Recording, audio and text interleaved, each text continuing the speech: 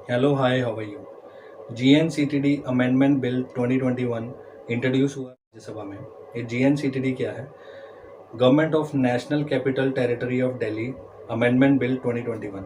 ये bill amendment है 1991 के जीएनसीटीडी एक्ट की। और कुछ ऐसी प्रोविजंस आई इस अमेंडमेंट बिल में जिसकी वजह से सेंट्रल गवर्नमेंट और स्टेट गवर्नमेंट में टसल स्टार्ट हो गया है। सेंट्रल गवर्नमेंट और स्टेट गवर्नमेंट आमने सामने आ गए हैं इस अमेंडमेंट बिल की वजह से। उन प्रोविजंस की बात करते हैं। सबसे पहली प्रोविजन ये है कि जो भी डिसीजन दिल्ली गवर्नमेंट लेगी वो गवर्नमेंट के नाम पे ना होकर एलजी के नाम पे लिए जाएंगे। ये सबसे पहली प्रोविजन है।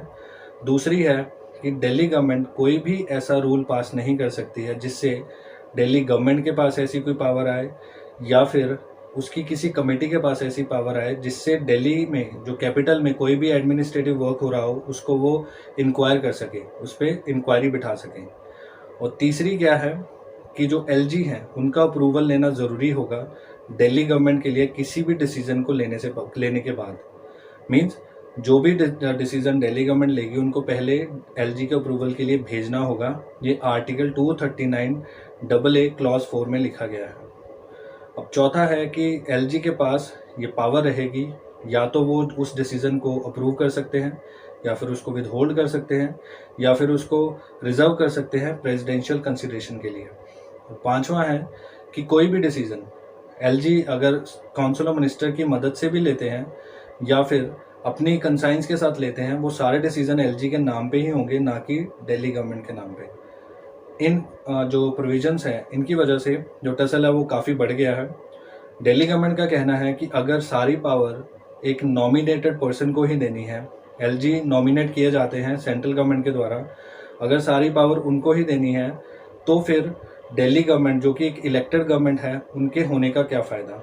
और वोटर्स ने जिनको इलेक्ट करके पॉलिसी मेकिंग का काम दिया है, अगर वो पॉलिसी खुद से नहीं बना सकते और एलजी का अप्रूवल चाहिए उसके लिए, तो दिल्ली गवर्नमेंट के होने ना होने से कोई मतलब नहीं है।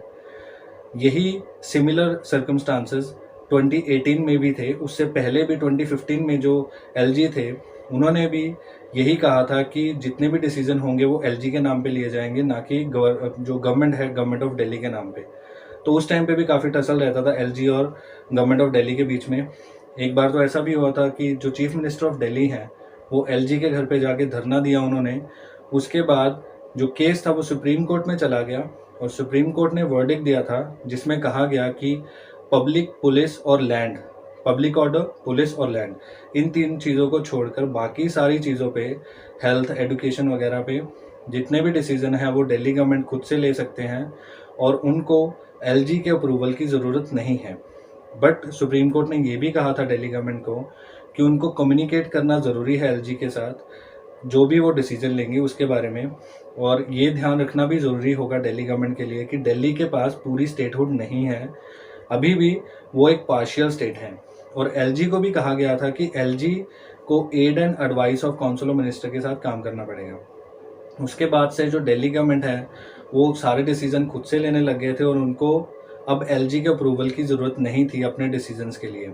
बट वो कम्युनिकेट करते थे, बट बाद में डिसीजन लेने के बाद में कम्युनिकेट करते थे एलजी के साथ अपने डिसीजंस के बारे में।